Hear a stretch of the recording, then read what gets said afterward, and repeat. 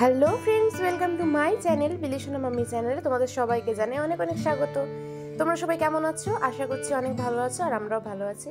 আর এখন বাজে হচ্ছে সকাল 6টা, ওই 5-10 হবে।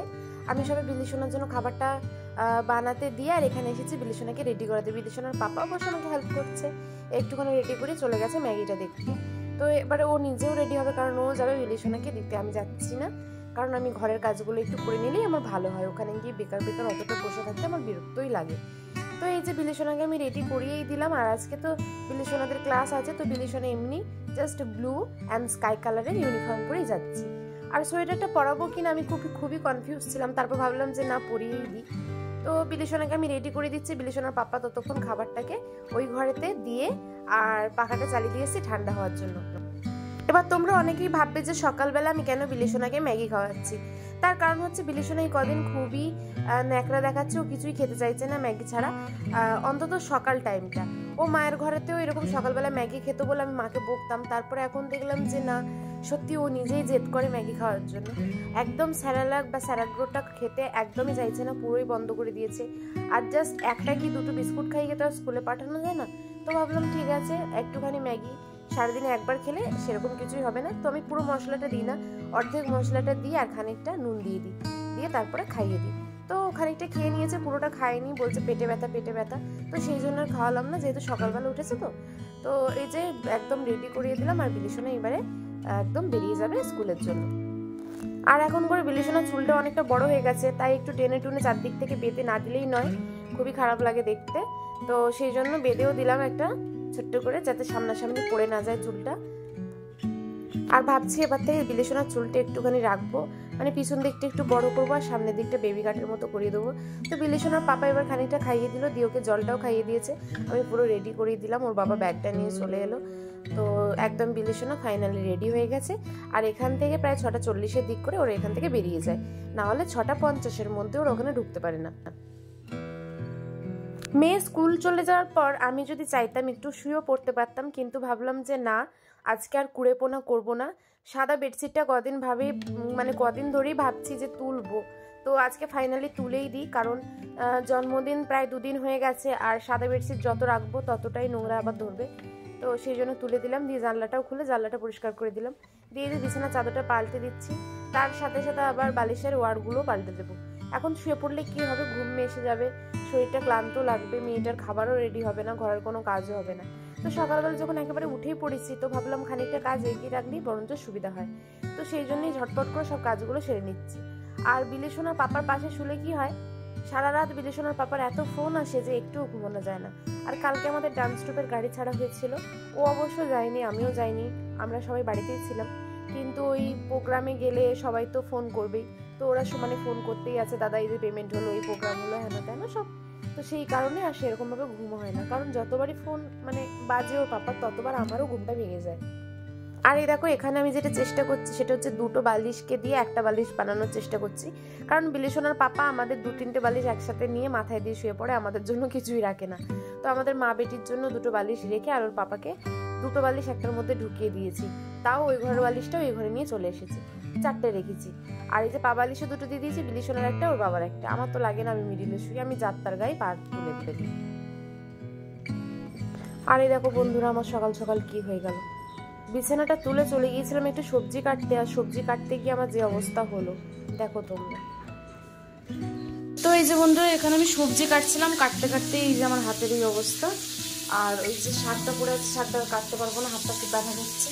এখানে মুসুর ডালটা হয়ে গেছে, এখানে বিলিসোনার খিচুড়ি হয়ে গেছে, এখানে ডাঁটা কাটা হয়ে গেছে, ডাঁটা আলুর তরকারি হবে, আর হবে হচ্ছে বেগুন ভাজা আর মাছের ঝাল। এখানে ভাত হবে, এই যে মাছ ভাজা এখানে বসিয়েই দিয়েছি, আর এখানে এই যে আলু কাটা পড়ে আছে। ঠিক আছে, তো চলো টুকটুক করে রান্নাটা করে ফেলি।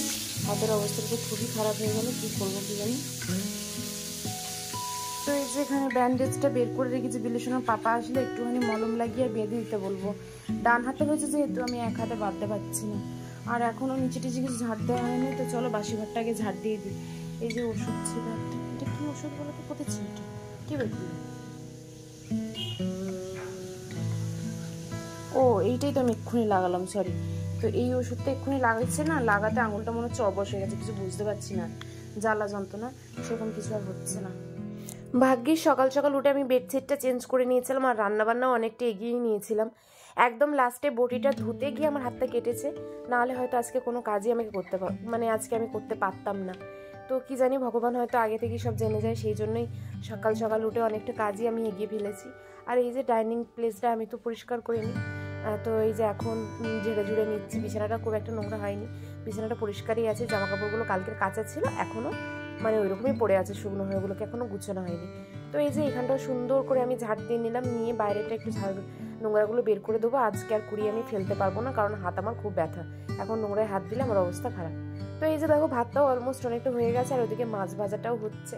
মাছের মাথা দিয়ে মুগ মুসুর ডাল হবে, আর এদিকে হবে ডাঁটা আলু সর্ষে পোস্ত দিয়ে তরকারি, আর হবে একটুখানি বেগুন ভাজা, ব্যাস। আর এই যে মাছের একটা পোটা ছিল, তো সেটাও ভাজতে দিয়ে দিলাম, ওটা বিলিশনের পাপা খেয়ে নেয়। আর ভাবলাম যে বাইরে তো এত সুন্দর আলো হয়ে গেছে, তাহলে লাইটটা জ্বেলে রেখে কি লাভ, বলে লাইটটা বন্ধ করে আবার জানলাটা খুলে দিলাম। যদিও ওইদিকে জানলাটা আমাকে খুব একটা খুলতে দেখবে না, কারণ এদিকটা ওই কবরস্থান থাকার কারণে আমি খুব একটা খুলি না। তো এই যে এখন এই তেলের মধ্যে নুন হলুদ দিয়ে আর এবার আলুটা আমি ভালো করে ভেজে নিচ্ছি, আর ওইদিকে ওইটা ভাজা চলছে। সারা রাত যেহেতু ঘুম হয়নি, তো আমার এখন প্ল্যান আছে আপাতত বিলিশনা আসলে ওকে ওর খাবারটা খাইয়ে দিয়ে ফ্রেশ করে দিয়ে তারপরে আমরাও মোটামুটি ওই 10টার দিক করে এক গাল করে ভাত খেয়ে নেবো, নিলে আমাদের টিফিন হয়ে যাবে। টিফিনটা হয়ে যাওয়ার পর আমরা একটু রেস্ট নিয়ে নেবো, আমি বলো বিলিশনার পাপা বলো, আমরা একটুখানি ঘুমিয়েও নিতে পারবো। কারণ বিলিশনা যদি দুপুরবেলা ঘুমায় কি হয়, ও রাত্রিবেলা একদম তাড়াতাড়ি ঘুমাতে পারে না। ও এরকম টাইমে স্কুল থেকে এসে খাওয়া দাওয়া করে যদি ও ঘুমিয়ে পড়ে, তাহলে কিন্তু ও রাত্রেবেলা একদম ঠিক টাইমে ওর ঘুমটা হয়ে যায়। তো এখন তো সেরকম কোনো কাজ থাকে না, বরঞ্চ এখন ও একটু ঘুমিয়ে নিলে আমার এক্সট্রা কাজগুলোও হয়ে যায়। তো ও ঘুমিয়ে পড়লো, ওর পাশে এখন শুয়ে আমি একটু ঘুমিয়ে নেবো, তারপর আমি উঠে ওকে স্নান টান করিয়ে দেবো, রান্না তো হয়েই থাকছে, উঠে আবার ওকেও খাইয়ে দেবো, আমরাও খেয়ে নেবো, নিয়ে ওকে নিয়ে একটু বিকালে পার্কে যাবো। আর ও এখন টিউশনি যাচ্ছে না, তার কারণ হচ্ছে ওর যে টিউশনির যে ম্যাডাম, সে এখন অযোধ্যা গেছে, এখনো পর্যন্ত গিয়ে পৌঁছায়নি, আমি ফেসবুকে পোস্ট দেখতে পাচ্ছি।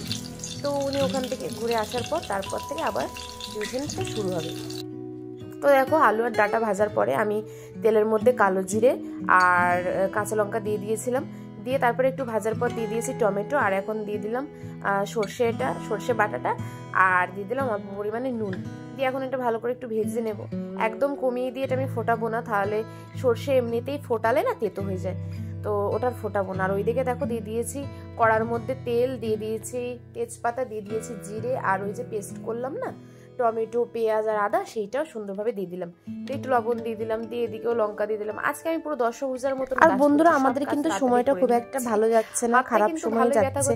আমি রান্না করতে করতে ওটাই ভাবছিলাম, কারণ বিলিশনার কদিন আগে ওরকম পায়ে লেগে গেল, সাইকেলে ঢুকে গেল, তারপর ভাইয়ের অ্যাক্সিডেন্ট হলো, তারপর আমার কদিন আগে মায়ের ঘরে মানে দরজাতে পা লেগে পা কেটে গিয়েছিল, আবার আজকে হাতটা কেটে গেল।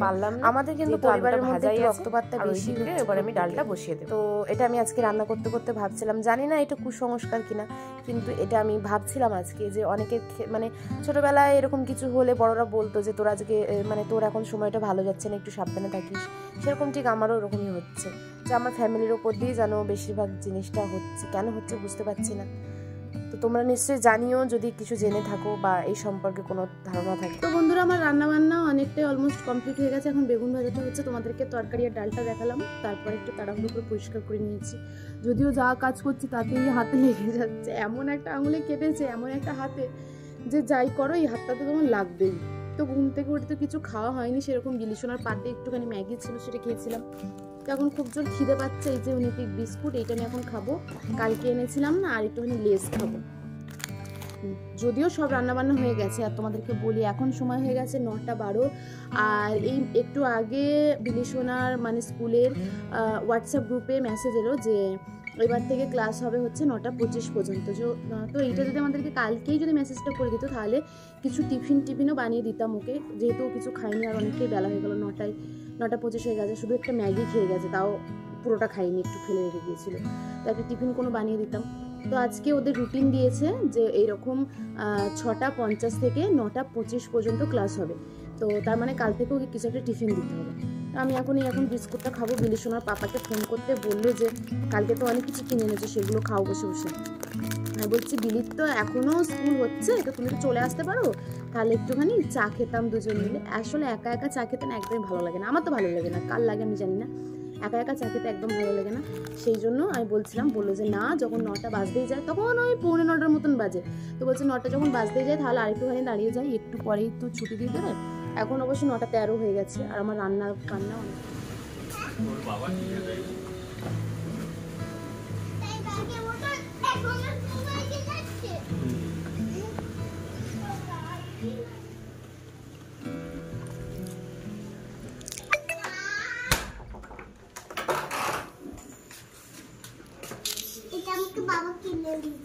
তাই বন্ধুরা গুড আফটারনুন, এখন বাজে হচ্ছে বিকেল 4:45, আর এই যে আমরা দেখতেই পাচ্ছি একদম রেডি হয়ে গেছি। সাইডে শোনাই তো, এই যে আমিও রেডি হয়ে গেছি আর বিলিশোনাও রেডি হয়ে গেছে। দেখো আমরা যাচ্ছি হচ্ছে পার্কে, একটু বিলিশোনাকে নিয়ে ঘুরতে যাব, অনেকদিন বিলিশোনা পার্কে যায়নি। শোনা এক সাইড দিয়ে এসো, ওই দেখো নন্না নন্না সরে সরে থাকতে, হাত ধরো। বিলিশোনার পাপা এখন ঘুমাচ্ছে ঘরেতে, আর এই যে আমরা বেরিয়ে যাচ্ছি। 5:30 বাজে, 5টা বাজেনি এখনো। এখন গেলে তাহলে কী হবে, ও একটু মানে অনেকক্ষণ ধরে একটু খেলা করতে পারবে, সেই জন্য চলো দেখি, এখানে দাঁড়াই দেখি টোটো পাই কিনা।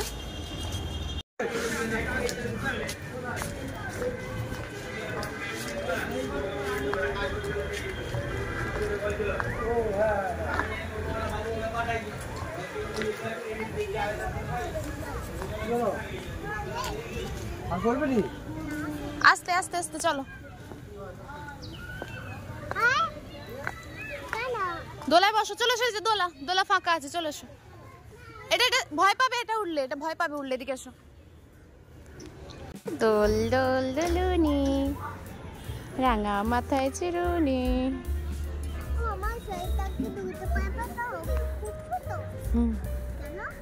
ছোট, তুমি ওরকম ছোট ছিল, তুমি কইটায় উঠবে, স্লিপে উঠবে, একটু পরে, আগে এটা একটু দুলে না, তারপর ঠিক আছে।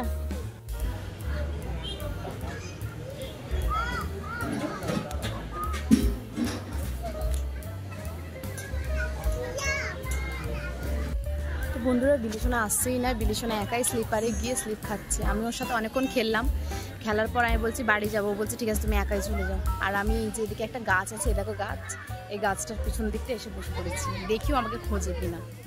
অনেকক্ষণ খেলার পর, অনেক দুষ্টুমি করার পরে তারপর পার্ক থেকে বেরালো, বেরিয়ে আবার একটা আইসক্রিম খেয়ে আবার জল খেয়ে নিল, নেওয়ার পর আর এই যে দেখো একটা ব্যাগ, বিলিশোনা আবার এই ব্যাগটাও গিফট পেয়েছে।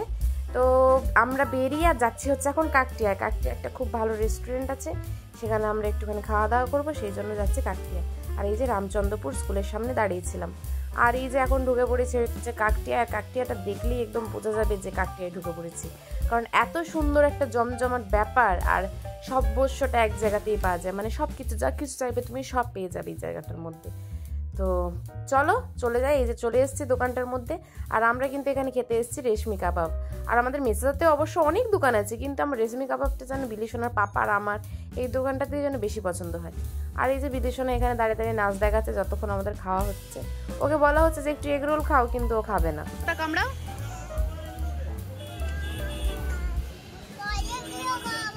একটু ছিঁড়ে দাও গালে, পরোটা ছিঁড়ে দাও একটু গালে, কিচ্ছু গরম না। খাবার নিয়ে আর একটু বাজার করে বাড়ি আসার পথে চলে এলো ঝমঝম করে বৃষ্টি। এরকম ওয়েদারে যে বৃষ্টি হবে সেটা কিন্তু আমরা ভাবতে পারি। তো বিশাল জোর বৃষ্টি হচ্ছে, আমরা এই যে 4টা তেল পাম্পে এসে দাঁড়িয়ে আছি। আর বিলিশোনাকে এই যে আমার ওড়নাটা দিয়ে দিয়েছিলাম, আর ভাবছি বিলিশোনাকে একটা প্লাস্টিক মাথায় ঢুকিয়ে দেবো। এই যে দেখো একটা প্লাস্টিকের মধ্যে মাথাটা ঢুকিয়ে ভালো করে বেঁধে দিয়েছি, বৃষ্টিটা একটু কমিয়ে আমরা এখান থেকে বেরিয়ে যাবো। বন্ধুরা এই দেখো বিলিশোনা বসে আছে, আর আমাদের এখানে কারেন্ট নেই, কারণ খুব বৃষ্টি হয়েছে। তো এই যে এখানে একটা মোমবাতি জ্বেলে দিয়েছি, বাইরে একটা মোমবাতি জ্বেলে দিয়েছি, আর আমরা একটা খাবার কিনেছি। তো বিলিশোনার পাপা চলে গেছে অফিসে, কারণ একটা কমিটি এসছে। তো আমরা এখন খাবারটা ঢালবো, ঢেলে খাবো। তো এই যে 2 পিস নিয়ে বসেছি, রেশমি কাবাব আছে, আর একটা কিছু নিয়েছে, রেশমি কাবাবও আছে, আর এই যে লাল লাল 2টো কাবাব আছে। সবগুলোই ঢালি, না হলে না রেশমি কাবাবটা বের করতে পারবো না, আর এই লাল লাল কাবাবগুলো না ঝাল হয়, আমরা খেতে পারবো না। তো এই যে আমরা এখন চিকেন ফ্রাই খাবো। কারেন্টটা একবার এলো, এসে আবার চলে গেল। বিলি পাপার জন্য রেখে দিই। তো এই যে বন্ধুরা এই ব্যাগটা বিলিশোনা আবার আজকে পেলো, তোমাদেরকে তো দেখিয়েছি। তো দাঁড়াও চেনটা খুলি। কাকটিয়া যে গিয়েছিলাম ওখান থেকে অনেক কিছু কেনাকাটা করেছি। এই দেখুন, এটা হচ্ছে বিলিসোনার নিমকি, এটা হচ্ছে আমার এক প্যাকেট বিস্কুট, আর এটা হচ্ছে আমার ওই চিড়ে ভাজা না কি বলে, চাল ভাজা, যাই হোক। তো ওকে একটা দাঁড়াও,